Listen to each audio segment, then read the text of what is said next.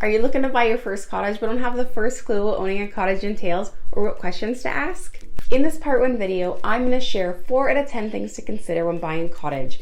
This is going to help you protect your investment and get you cracking an ice cold beer by the lake in no time. Stick around to the end of this video where I share a tip that many cottage buyers may want to know before purchasing an investment cottage that won't leave them in a pickle when they're trying to rent it out.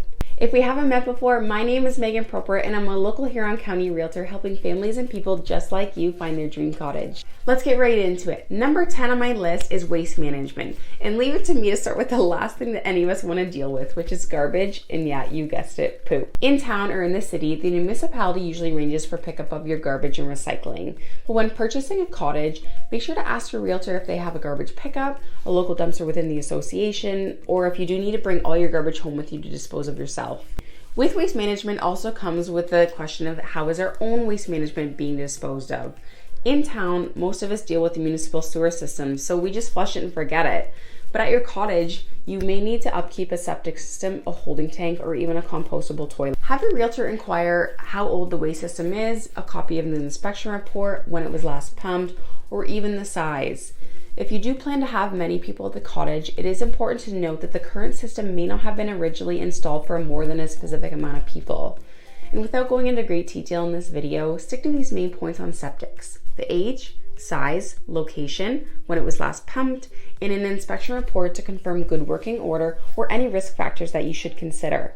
Number 9 on my list is the season of the cottage. Are you looking for a 3-season or a 4-season, and what's the difference? A 3-season cottage in Ontario usually allows you to use your cottage from about May till October. And this main reason being is that cottages are shutting down their water lines so that they don't freeze and break over winter. 3-season cottages are also usually not insulated well or don't have a good heat source. If you're looking to utilize your cottage year-round or potentially retire your cottage, you will want to verify that the cottage is winterized or does have the potential to be. Meaning that the water lines are insulated so that they don't freeze, you have a proper septic system like we discussed earlier, you have a reliable heat source, and the house is well insulated to keep you warm during those winter months. This leads us into my number 8 topic, which is access. Being able to access your cottage anytime you want isn't usually high on your cottage list, but it should be.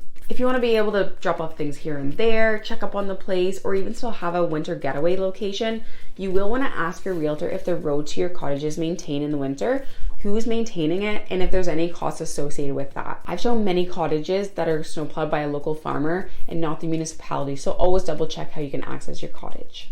If you've made it this far in my video, thanks for sticking around, and let's talk about something that may not even have crossed your mind when purchasing a cottage, and that's rentability. Let your realtor know your intentions for your cottage purchase, and if it is to rent it out short-term or long-term, make sure that you check your local bylaws and verify that your intended use is permitted. Many cottages around Lake Huron are rented out short-term and long-term, but some municipalities do only allow short-term rentals if it's approved as a bed and breakfast or even a hotel or motel.